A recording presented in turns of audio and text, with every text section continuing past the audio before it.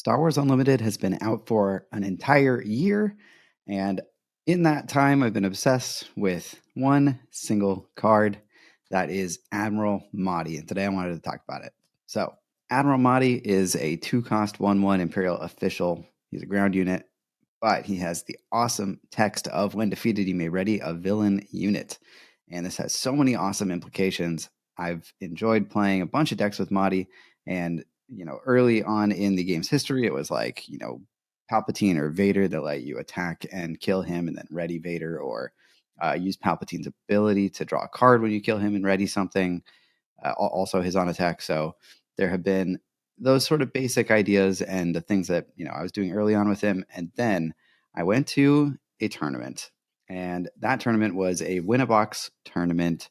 It was local, and I played against a guy who goes by the name of Vilox, and he was playing IG-88. And the whole room was kind of buzzing about like, what is he doing? Why is he playing this? He was doing pretty well. He was at the top tables, and I faced him in the finals of Swiss, and his whole thing was flip IG-88, put a fallen lightsaber on him, and then ECL Motti into something. So you get to attack with IG-88 for 8, ECL Motti into something, ready IG-88, and hit for 8 again for 16 damage. So after I saw that, I was like, wow, I want to do this every single game.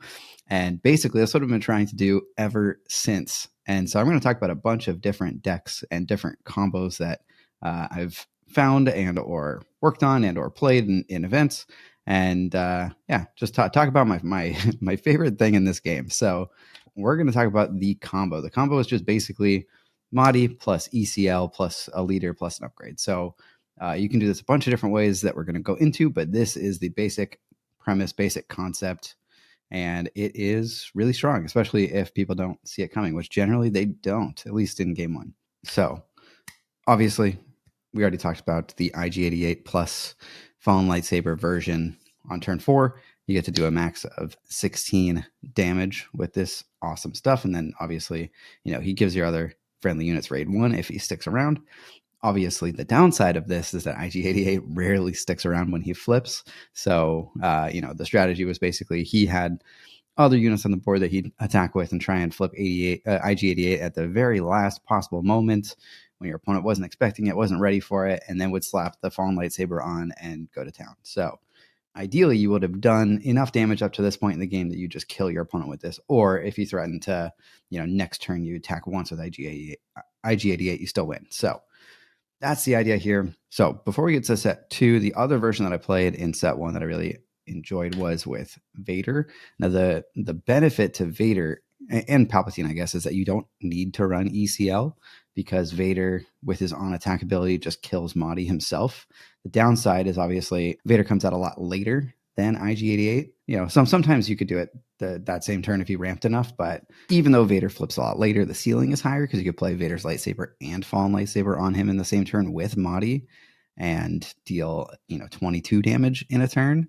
So theoretically, turn 4 you could do that, and that would obviously be pretty disgusting, and you probably win that game, but things have to line up really well for you to get into that position. And while, Vader decks are probably generally better than IG-88 decks were, but the surprise factor of ECL was like huge and a huge part of the fun as well. So that was the other sort of version that I played in set 1. Moving on to set 2, played a lot of Bosk with this. And so this is actually the deck that I brought to Gen Con, had a lot of fun, had a lot of great games. And so I kind of looked at it and was like, okay, Bosk is kind of just a better version of that concept because as a 4/6, he's way less susceptible to just dying when he flips. And it's the same flip turn. You can still do the ECL, Motti, Fallen Lightsaber, but in this version, you also have Bounty Guild Initiate, which, I was playing a bunch of Bounty Hunters anyway because I was playing Toro. And the Bounty Guild Initiate also is another way to let you kill your own Motti if you've already spent ECL. Obviously, you can't do that like on the same turn because Motti plus Fallen Lightsaber is 5 resources, so you don't have as many to work with there. But if you're in a pinch in like late game, you need you draw into Motti and you spent your ECL or something like that, you still have a way to kill him and do some surprise damage, which is awesome. Super fun. Bosk also had the crazy turns where you'd flip and they'd have the guild target on and you could do I think it's guild target. It's the one that deals damage. But you do like 6 off of guild target with another unit that you had in play. And then, you do 14 with this, 20 damage. Pretty sweet. And then the other awesome thing about this deck is you could just slap Fallen Lightsaber on Toro on the 4 resource turn. You could you have Toro ready. You put Fallen Lightsaber on Toro and then Bounty Guild Initiate or Denguard or ready Toro. So he can do the 14 damage basically. All right, I guess it'd be 12. But yeah, lots of fun combo-y gross plays in that deck. And that's pretty much the only one that I tried for set 2. And then moving on to set 3, this is a more recent attempt because I kind of took a break from the game for a little bit, but came back, had to put something like this together. Depending on if you ramp or not, you can do this turn 4 or 5, and it's 18 to 20 damage because Maul has 6 attack. So, best case scenario, you ramp so you can do this a turn earlier, but you put Darksaber on, and then you do the ECL Motti thing. So you're dealing 20 damage in a turn with Overwhelm, just in case you need to get through a Sentinel. And then, yeah, the backup is Fallen Lightsaber just in case, and you're still doing 18. So ton of damage. The downside, obviously, is that Maul's ability is a lot worse than Bosk's, in my opinion.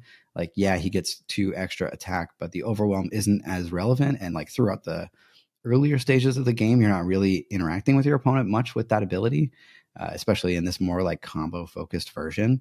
So that's the downside here. Now, moving on to set 4, this is where I am extremely excited. And there are 2 deck concepts that I wanted to call out and highlight that cannot wait to test out, cannot wait to play, and I'm very excited about. So the first one, obviously, if you know anything about me, is Ventress.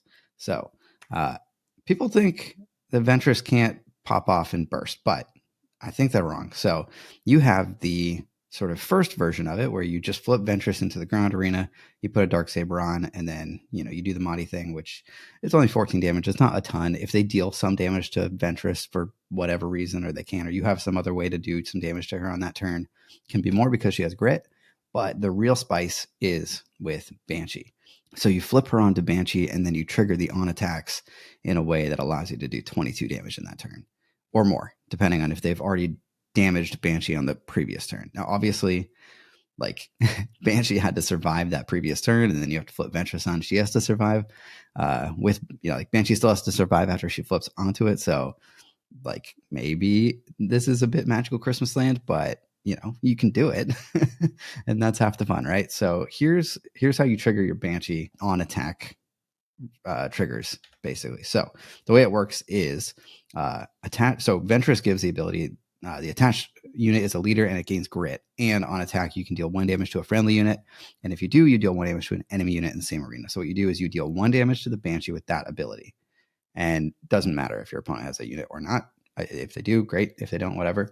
And then you use the Banshee's on attack to deal damage to itself. So it can deal damage equal to the amount of damage on the unit. So you deal 1 with Ventress, then 1 additional with Banshee, and that first attack deals 9 damage because it's 7 attack plus 2 damage from the grit.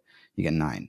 So with the Motti, you do it again. So you ECL Motti in, you attack with Banshee again. Ventress's ability deals 1 damage to Banshee, putting it 3. And then Banshee's ability deals 3 damage to itself, putting it to 6. And that deals 13 damage because you got 7 attack and 6 damage on you. So 13, I think it has 9 health. So the max that you could do is 2 more. You could do 15 in theory, which is pretty sick.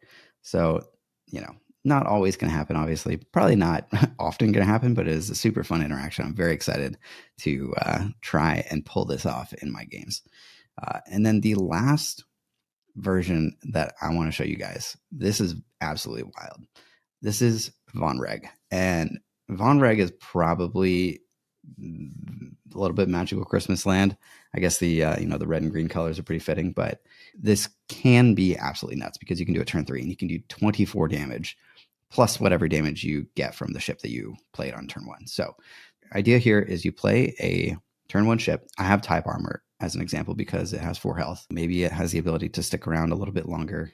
But the idea is that turn 2, you play Vonreg's TIE Interceptor. You can do this with other cards that you could play on turn 3, like Punishing One or the 3/4 Droid One. But this one gives you the Raid One if you flip your Vonreg onto it. So it's obviously more damage. So the idea is on the Vonreg flip turn, you flip onto his TIE Interceptor. It has 7 attack. Then you put Arm to the Teeth onto Vonreg's TIE Interceptor. So you obviously want to have another space unit on board so that you can take advantage of Vonreg's full ability. But what you get to do is you attack the first time, and you're dealing 7, 8, 9 just with his normal stuff, because you've got 3 attack, raid 1, and then plus 5 attack and upgrades. So that's 9. So you're dealing 9 there. And then you're giving your TIE Bomber plus 3 attack. So that's what, 12? And then, you get to do it again, and you give it another 3 attack, and you attack for another 9. So you're dealing another 12, basically. That's 24 damage. And then 24 damage if you get to attack with the TIE Bomber. And that is on turn 3, because you can play Arm to the Teeth and you can ECL Motti in and just absolutely explode your opponent. So, that is basically what I wanted to talk about. Love Motti. Very excited to play him. I think he just gets better and better and better as sets come out. So this is like my favorite play pattern in the entire game. I think it's so fun. I hope you guys do too. Let me know what combos you guys can think of. Maybe there's stuff I haven't been considering. Maybe, something's even crazier than this Vonreg thing. Maybe Motti's terrible. You can let me know that. I think he's awesome. So I hope you guys enjoyed listening to me ramble about my favorite card in this game, and I'll see you guys on the next one.